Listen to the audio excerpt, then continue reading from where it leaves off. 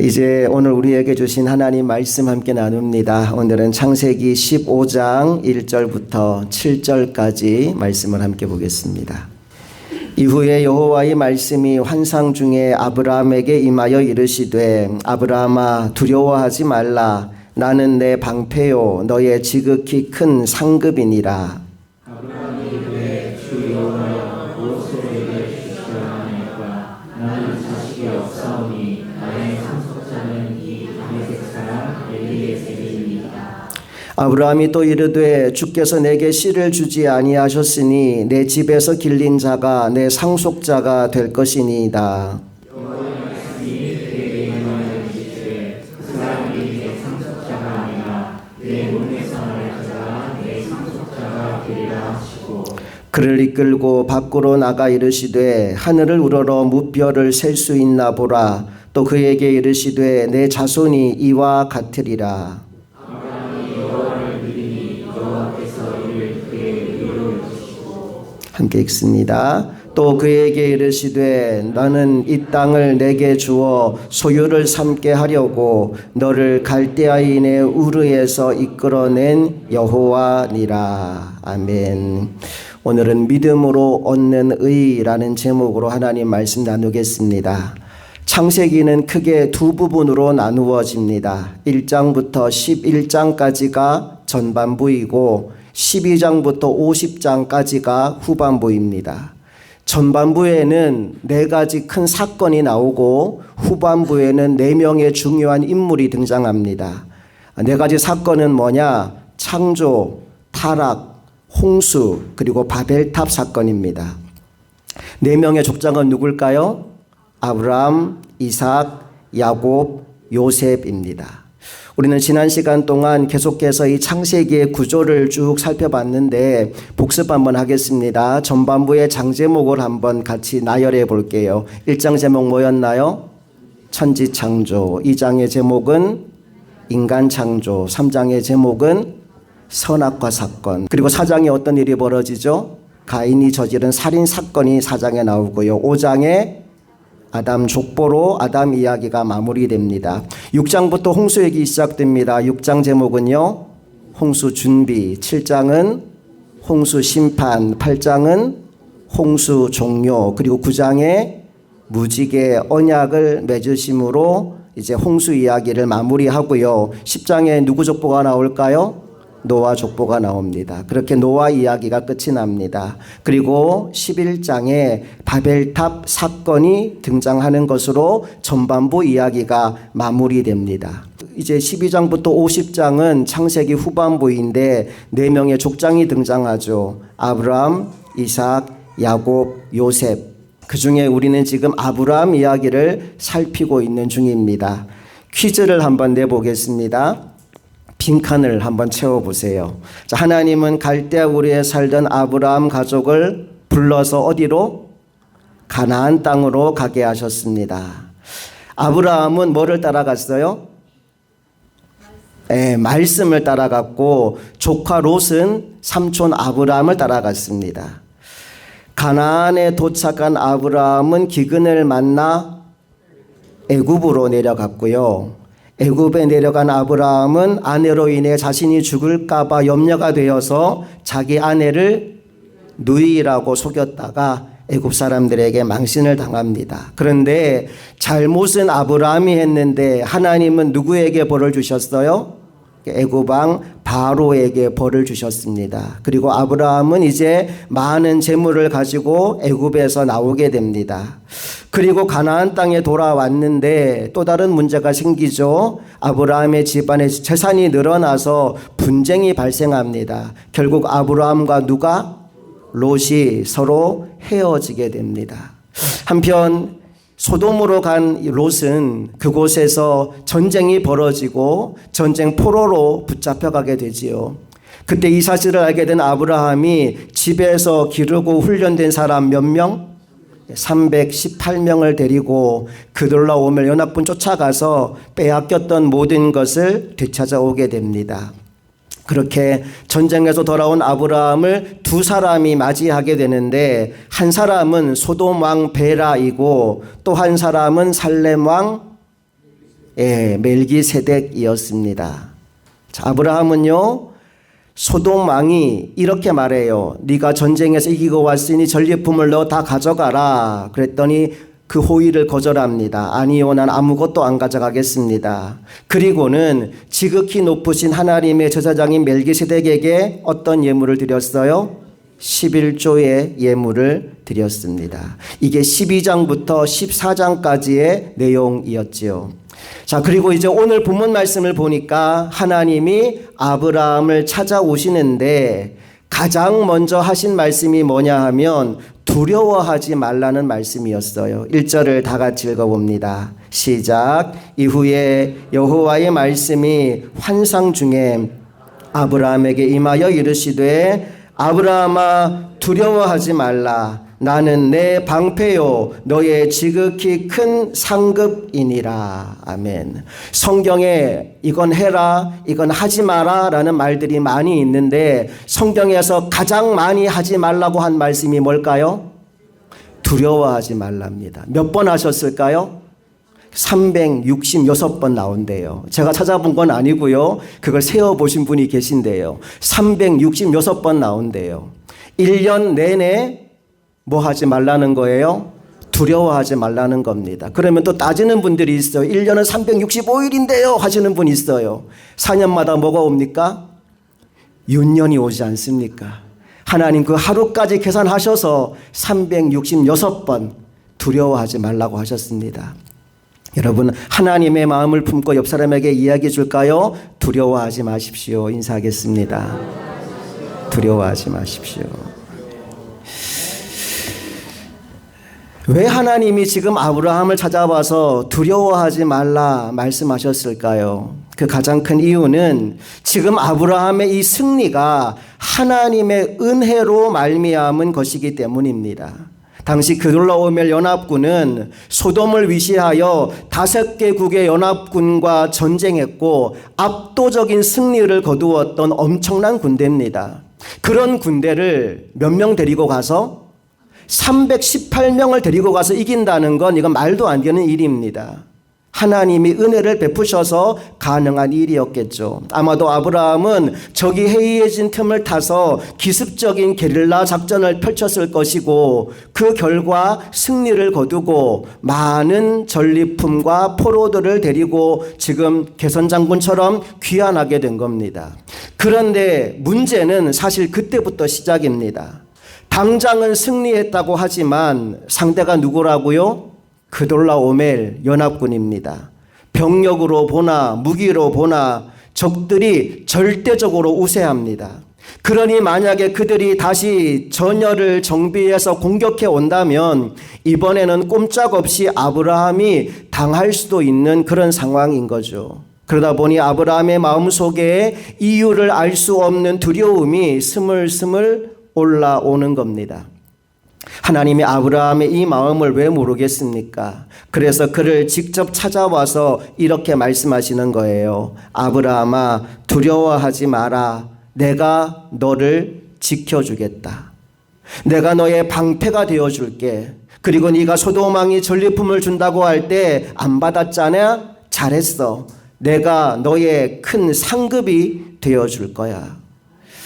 하나님이 이 정도까지 말씀했으면 아브라함의 마음이 풀어져야 정상이잖아요. 그런데 말씀을 보니까 여전히 아브라함이 꽁해져 있습니다. 그 이유가 2절에 나옵니다. 2절 말씀 다 같이 시작. 아브라함이 이르되 주 여호와여 무엇을 내게 주시려 하나이까? 나는 자식이 없사오니 나의 상속자는 이 다메섹 사람 엘리에셀이니이다. 아멘.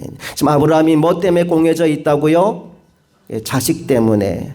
하나님이 분명히 땅도 주고 자손도 주겠다라고 약속을 하셨는데 시간이 많이 지나갔음에도 불구하고 아무런 일이 일어나지 않는 겁니다. 뭔가 변화의 기미가 조금이라도 보여야 될 텐데 아내 사례는 임신할 가능성이 거의 없어 보이는 겁니다. 그러니까 아브라함도 마음이 좀 상하게 된 거죠. 그래서 지금 아브라함이 조카도 나 싫다고 떠났는데 하나님마저 자식을 주지 않으시면 나의 이 유산은 다 나의 종 엘리에셀에게 넘어갈 수밖에 없습니다 라며 투덜거리고 있는 거지요. 그랬더니 하나님이 아니라고, 반드시 너의 몸을 통하여 자식을 낳을 수 있게 해주겠다라고 한 번 더 약속을 합니다. 4절 말씀 다 같이 읽습니다. 시작. 여호와의 말씀이 그에게 임하여 이르시되 그 사람이 내 상속자가 아니라 내 몸에서 날 자가 내 상속자가 되리라 하시고, 하나님이 재차 아브라함에게 약속하시죠. 너의 몸에서 날 자가 너의 상속자가 될 것이다. 그리고는 아브라함의 팔을 이끌고 밖으로 데리고 나가십니다. 뭘 보여주셨을까요? 하늘의 별을 보여주십니다. 그리고는 그 별을 한번 세어보라고 말씀하십니다. 여러분, 하늘의 별이 몇 개나 있을까요? 셀 수 없이 많죠. 아마 아브라함이 수를 세다가 포기했을 거예요. 그때 하나님이 이렇게 말씀하십니다. 내 자손이 이와 같으리라. 5절 다 같이 시작. 그를 이끌고 밖으로 나가 이르시되 하늘을 우러러 뭇별을 셀 수 있나 보라. 또 그에게 이르시되 내 자손이 이와 같으리라.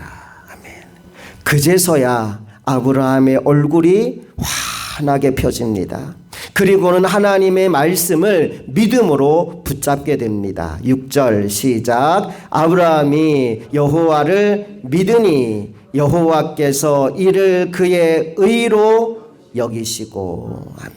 여러분, 성경에서 믿는다라는 단어가 제일 먼저 등장한 곳이 바로 이 본문입니다. 아브라함이 하나님을 믿기로 결심했습니다.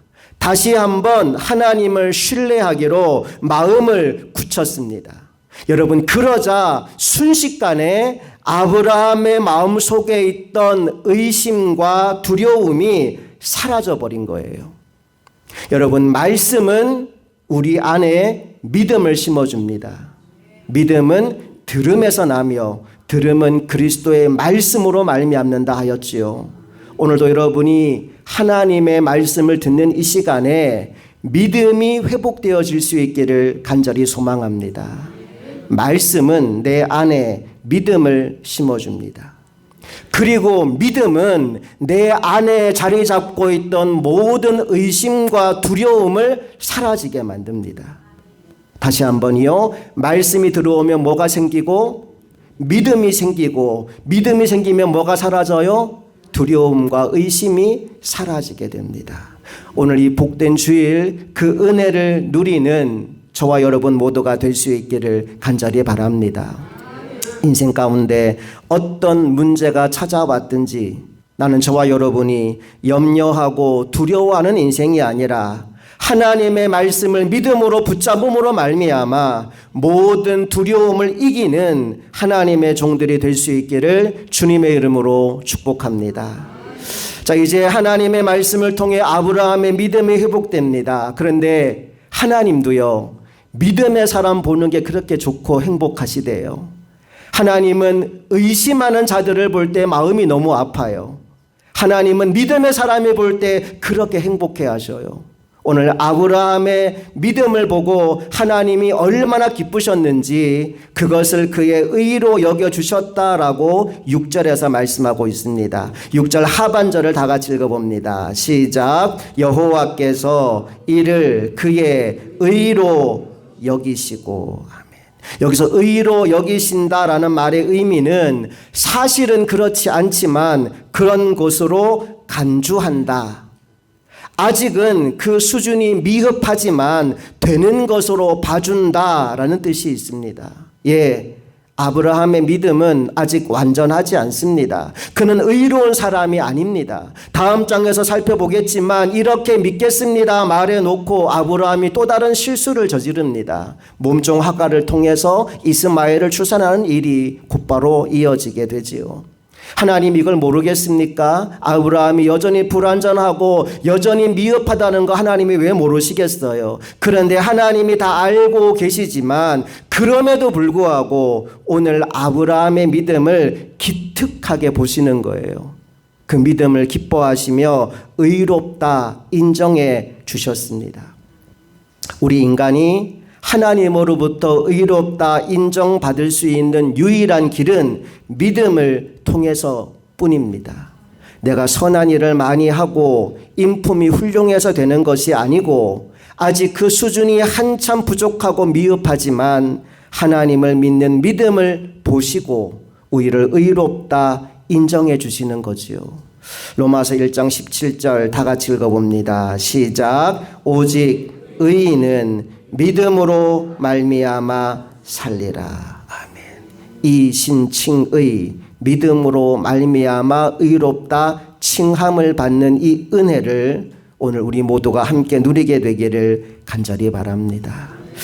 자, 이제 하나님이 아브라함의 믿음을 보고 매우 기뻐하십니다. 그래서 땅에 대한 약속을 한 번 더 하시는 것으로 오늘 본문이 마무리됩니다. 7절 다 같이 읽어볼게요. 시작. 또 그에게 이르시되 나는 이 땅을 내게 주어 소유를 삼게 하려고 너를 갈대아인의 우르에서 이끌어낸 여호와니라. 아브라함아, 너를 갈대아 우르에서 이끌어낸 게 바로 나 여호와 하나님이다. 내가 이끌어냈으니 너는 내가 책임진다. 이제 이 땅을 너에게 주어 소유로 삼게 하겠다 말씀하고 있는 겁니다. 오늘 그 하나님이 저와 여러분의 인생도 책임져 주시는 줄로 믿습니다. 인생의 시작은 하나님이십니다. 그리고 그 인생의 마지막도 하나님이 책임져 주실 것입니다. 이사야 43장 1절은 이렇게 말합니다. 함께 읽어봅니다. 야곱아, 너를 창조하신 여호와께서 지금 말씀하시느니라. 이스라엘아, 너를 지으신 이가 말씀하시느니라. 너는 두려워하지 말라. 내가 너를 구속하였고 내가 너를 지명하여 불렀나니 너는 내 것이다. 아멘. 여러분, 우리의 인생은 그냥 되는 대로 흘러가는 배가 아닙니다. 오히려 하나님의 자녀의 인생은 하나님이 조종관을 잡고 계시는 비행기에 가깝습니다. 그래서 힘든 현실을 박차고 거룩한 능력으로 날아오를 수 있는 겁니다. 하나님이 아브라함에게 약속의 땅으로 가면 열방의 아비가 될 것이라는 엄청난 비전을 주셨습니다. 그때 아브라함의 나이가 75세였어요. 그런데 그 약속이 이루어지는 데에는 무려 25년의 시간이 걸립니다. 25년 뒤, 그러니까 아브라함의 나이 100살이 되었을 때 이삭이 태어남으로 그 약속이 현실이 됩니다. 여러분, 그 시간이 아브라함에게 있어서는 얼마나 길고 또 답답한 시간이었을까요? 체념하고 절망하고 싶은 때가 한두 번이 아니었겠지만 하나님이 주신 비전이 아브라함으로 하여금 기다리게 했고 포기하지 않게 만들어 주었습니다. 우리가 기다릴 수 있는 것은 믿음이 있기 때문입니다. 그래서 믿음과 기다림은 한 세트입니다. 믿음이 있기에 기다리는 것이고 또 기다리면 믿음대로 이루어지는 줄로 믿습니다. 갈라디아서 6장 9절 다 같이 읽어봅니다. 우리가 선을 행하되 낙심하지 말지니 포기하지 아니하면 때가 이름에 거두리라. 아멘. 낙심하지 마라. 포기하지 마라. 하나님의 때가 되면 반드시 거두게 된다. 믿음과 기다림은 한 세트입니다. 그리고 그 기다림의 시간 동안 우리가 배우게 되는 성품이 겸손입니다. 하나님은 겸손한 자에게 은혜와 복을 부어 주시지요. 보통 기다릴 때 우리는 낮아진 자신을 발견합니다. 병원이나 공공기관에서 줄을 서서 기다려야 되는 상황을 한번 떠올려 보십시오.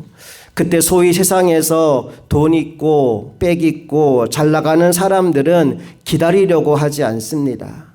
그들에게 더 급한 일이 있어서가 아닙니다.